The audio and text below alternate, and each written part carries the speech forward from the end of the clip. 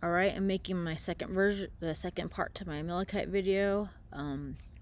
It's gonna get a little bit weird, and I'm gonna talk about the animals, okay?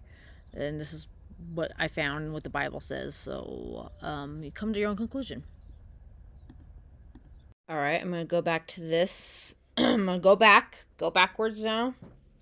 So the Amaleks, if you missed it from before, they were originally known as the Lucamen. Okay, Amalek, they weren't calling themselves Amalek. Okay, Amalekites. They were that because the AM comes from the people part, and that's Jewish, and they put it in front. Okay, and I'm going to show you some evidence pointing to the fact, because this is important. Okay, why the Luca people were the same as the Amalekites. Okay, so the Luca people, before they were known as Amalekites, they're pirates, and then they're from a continent called Anatolia. It's Turkey now, but it's called Anatolia. And anyway, so they have in Israel they found the same pottery, and in Anatolia they found the same pottery. So they're connecting the Luca people with the Amalekites. Okay, and in both places they found the same type of pottery. Okay, and there wasn't a whole bunch of people who had this pottery or anything. It was only located in these two areas. So this is evidence pointing to the Luca people being the Amalekites, because they had the same pottery, the same wavy lines in the pottery. Okay, straight lines and wavy lines, the same, and they're made from the same stuff, same designs. Okay, so this is some history. I'm gonna get to a point here. Just hold on. So the Amalekites were the Luca people. Okay, strong evidence. Okay, because the AM comes from the Jewish part. They were not calling themselves Amalekites. That's Jewish. They weren't. These people are not speaking. They were not speaking Hebrew. Okay, they were speaking Lithuanian, which is a language that's been extinct for a long time, and coincidentally, this Lithuanian is they think is the basis for German. Okay, I'm going to point out the German part, but also some other languages too that we have now, but I wanted to point out that they think Lithuanian became German later. Okay, a part of how they made German later. I'm going to make that point. But this is the pottery. I'm making these points. Okay, I'm going to get to a point here in just a second. All right, so remember the slide? The Luca became Lycia. Okay. It's pronounced in Greek Lycia. Okay. But I'm going to get to a point in a second. So there's a lot about these Lycian people, but they were the Amalekites. Okay. They pronounced it differently too. Okay, but they're the same people. Okay, or descendants of the same type of people. Okay, so it became remember the Amalekites were not calling themselves Amalekites, they're calling themselves Luqa, but the Egyptians called them Lukka. Jewish calls them Amalekites because the AM, and then they became Lukia, and then they became Lycia. Okay, so if these Luca people were the Amalekites, and later the Greeks named them Lycia, they are known as Lycians. What are these Lycian people then? Guess what they're known for, guys? Guess what we know them for now? Lichens. I know this sounds crazy, you guys. This is what I found. Okay. Do I believe in werewolves? I don't believe in werewolves, but I know there are shapeshifters. I know skinwalkers are real. So I know this sounds crazy, but hey, you know what? This is what it says. I don't know. And another thing that's weird. Okay, so look at what the Bible says around the time when they're fighting the Amalekites. Okay, look at this. So this is what it says in the book of Judges. So Gideon took the men down to the water. There the Lord told him, separate those who lap the water with their tongues as a dog laps from those who kneel down to drink. So this is the book of Judges. This is around the time they're getting to another battle with the Amalekites. Why was God telling Gideon to separate the men who were acting like dogs? Why was he so adamant about them killing all the animals, and why was he trying to get the men? He was trying to pick out the men that were acting like dogs, because shapeshifters can act like other humans too, right? So I just think that's a weird coincidence. Okay, I don't know. It's kind of crazy, but it's weird. I know shapeshifters are real, and that's really bad black magic. And I'm going to show you some other things too. Okay, so if this, I think this is a really weird story to be thrown in the middle of them battling the Amalekites. They were trying. God told them to make sure none of them were acting like dogs. Weird, right? I don't know. Okay, so the in Greek, the Lyk literally translates into wolf now. Lyk, the Luca people, the Amalekites were the Luca people, right? Okay. It was Lycia was known as Wolf Country. This is a long time ago. This is way before Native American skinwalkers. Okay, as far as I know, anyway. This is some scary stuff, you guys. I know you think this is bull, but yeah, it was this Lycian these Lycans. I'm just gonna say our way. It was known as Wolf Country. These are known as the Wolf people. She wolves. It goes on and on about wolf clans. Look, the wolf clans of Lycia. So if the Luca people really were the Amalekites, this is what they are known for. They are known as the Wolf Clan in our current English, right?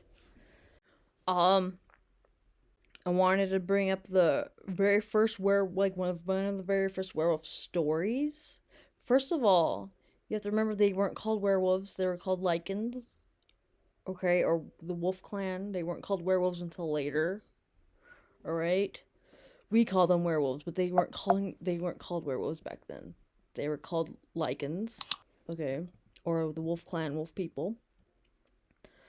According to this was a long time ago, but the Amalekites were even before they were around this time, same time. Okay, but the Luca people were first. That's where this all came from. Okay, so if the Amalekites were the Luca people, this was them.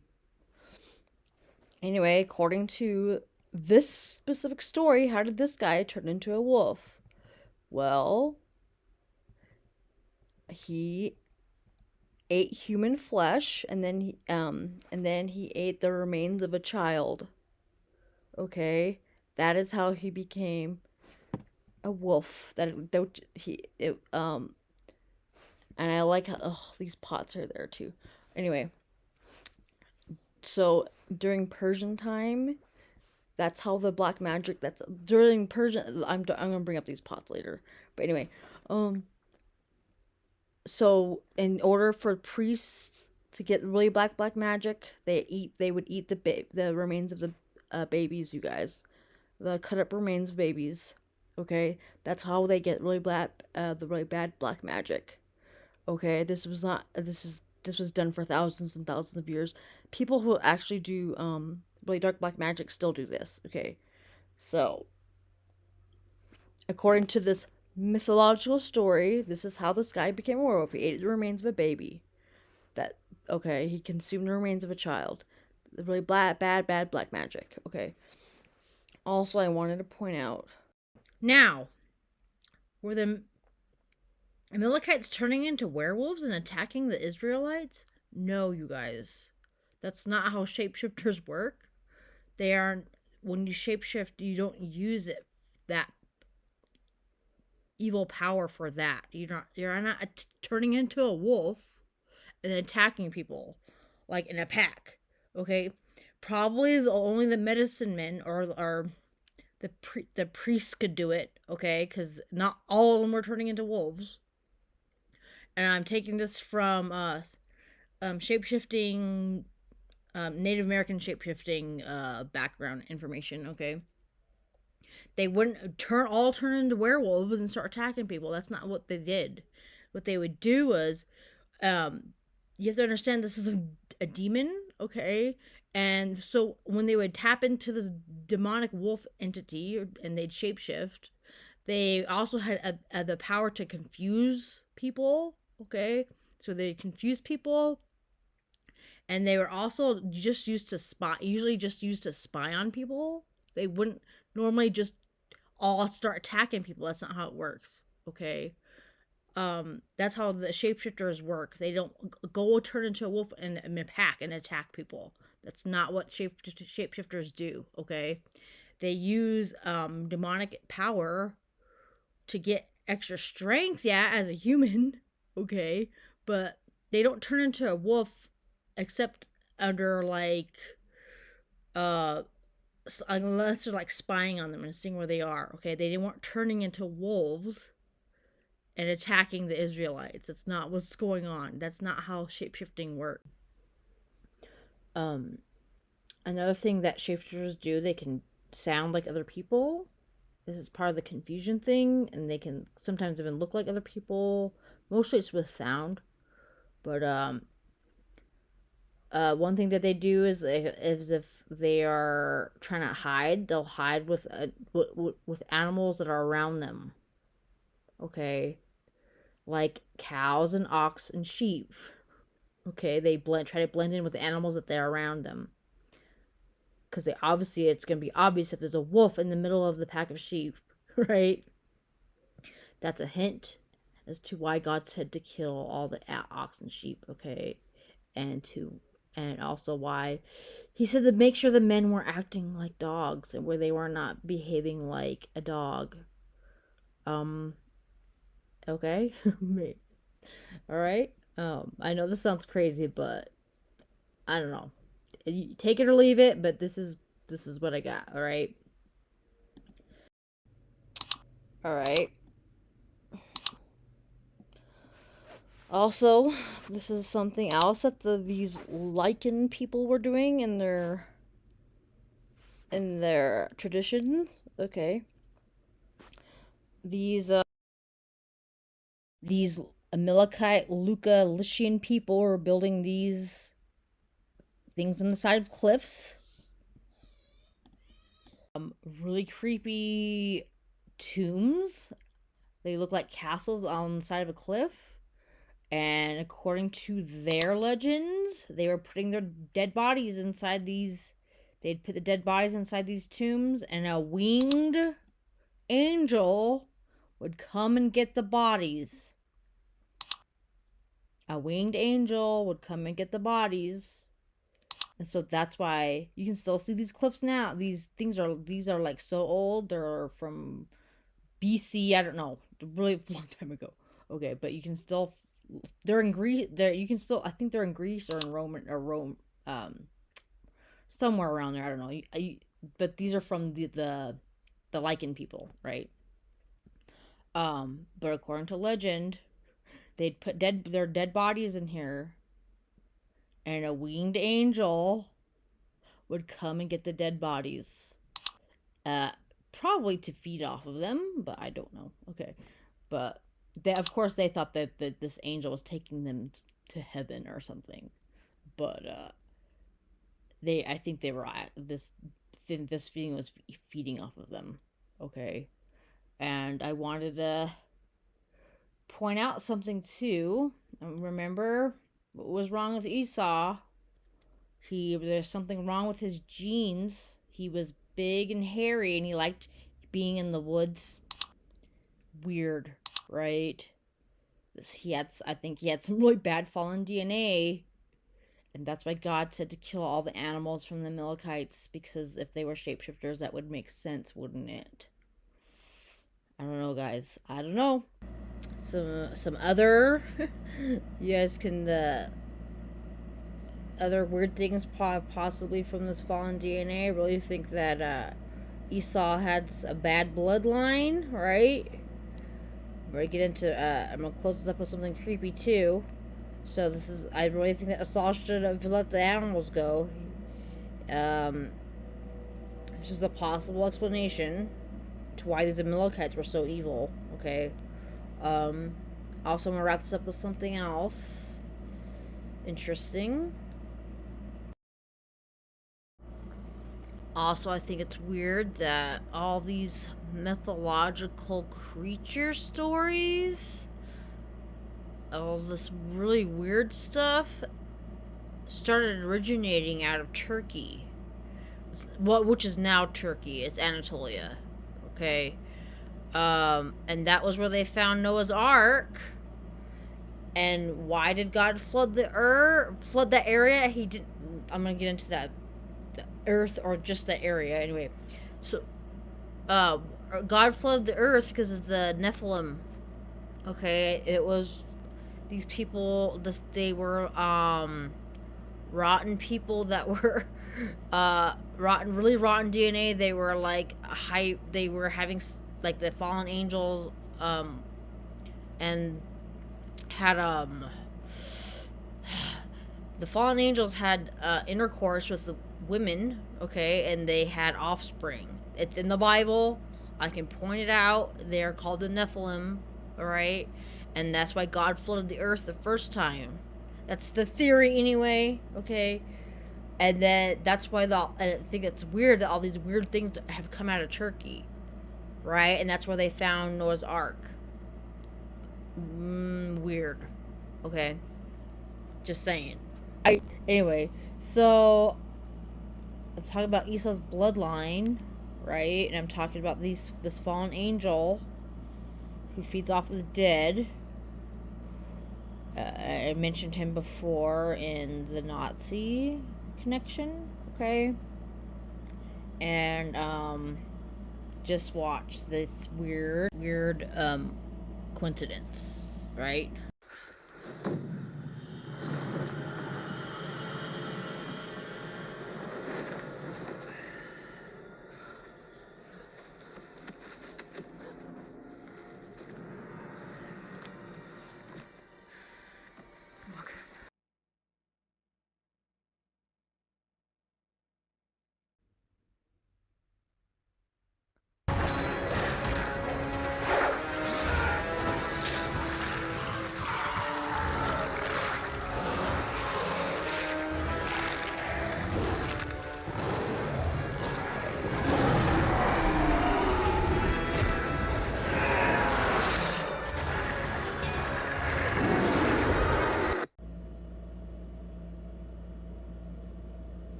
His village, and something in his blood had a different reaction to it.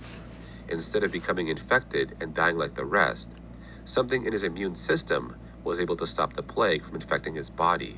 He was able to mold it, adapt to it, and use it to his benefit. In the end, he was the only survivor and became the first true immortal. He would later pass this trait to 3 sons, but only William and Marcus were born with the active mutation, which granted them super strength and immortality.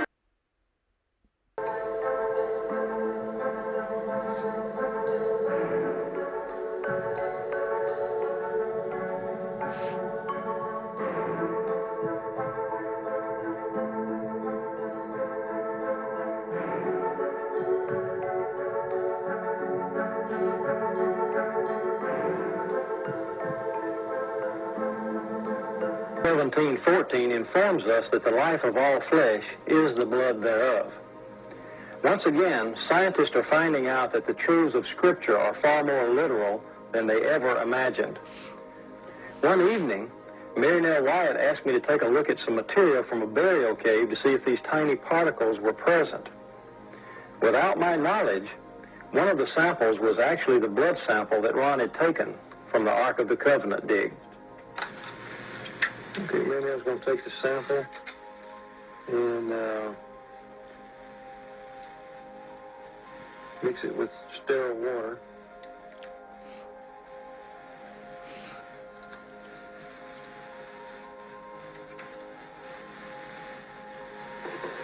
And a test tube there that we... The sample was placed under the microscope, and as the specimen began to come into focus, thousands of tiny particles, somatids if you will, became plainly visible. At that time, Mary Nell, who was standing behind me, began to weep.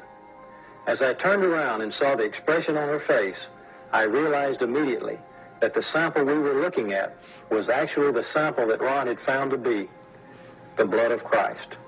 Dried blood is dead blood. Everybody knows that, all right? They can test the blood of the pharaohs, the mummies of the pharaohs, all right? There's certain things they can do. They cannot get a chromosome count by any method I'm familiar with, all right? Things keep changing. I don't profess to know everything.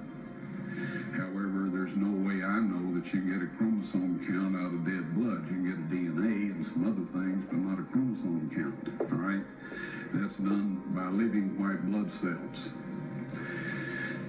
Now then, first of all, in this analysis, I took the blood into a laboratory in Israel. And I asked one of the people I work with in antiquities, where is a good laboratory that does reliable work? And they said, such and such, such and such. I took it. I just said, please examine this blood and tell me what you can tell me about it. All right? They said, well, look, we're going to reconstitute it. We're going to put it in normal saline and keep it at body temperature for 72 hours with gentle swirling. All right? That's their business. That's great. I said, now I want to be there when you check it out. They said, fine. So I was back. They checked it out. I said, now, they said it's human blood. We can tell that. They did whatever tests they need to do. And then I said, take some of the white blood cells and put them in a growth medium and keep them at body temperature for 48 hours. And they said, well, that'll do no good because it's dead blood. I said, would you please do that for me? And they said, okay, we'll do it. So anyway, I said, I want to be there when you take it out and examine it. So I was back there. They took it out, examined it under a microscope, and the one technician called the other one over there, and then they called the boss over there, and they were talking Hebrew a mile a minute there for a little bit, and they looked at me and they said, Mr. Wyatt, this human blood only has 24 chromosomes in it. Everybody else has 46. You see, 23 from your mother, 23 from your father, 22 autosomes from your mother, 22 autosomes from your father. You get an X from your mother, you may get an X or Y from your father, all right? This blood had 23 chromosomes from the mother's side, one Y chromosome only. You see, the child could not have developed if they hadn't had the autosomes from the mother. So all of his physical characteristics were determined by his mother's side of the family, her autosomes. His maleness was determined by this one Y that came from the source, not a human male. Then they said, this blood is alive. And then they said, whose blood is this?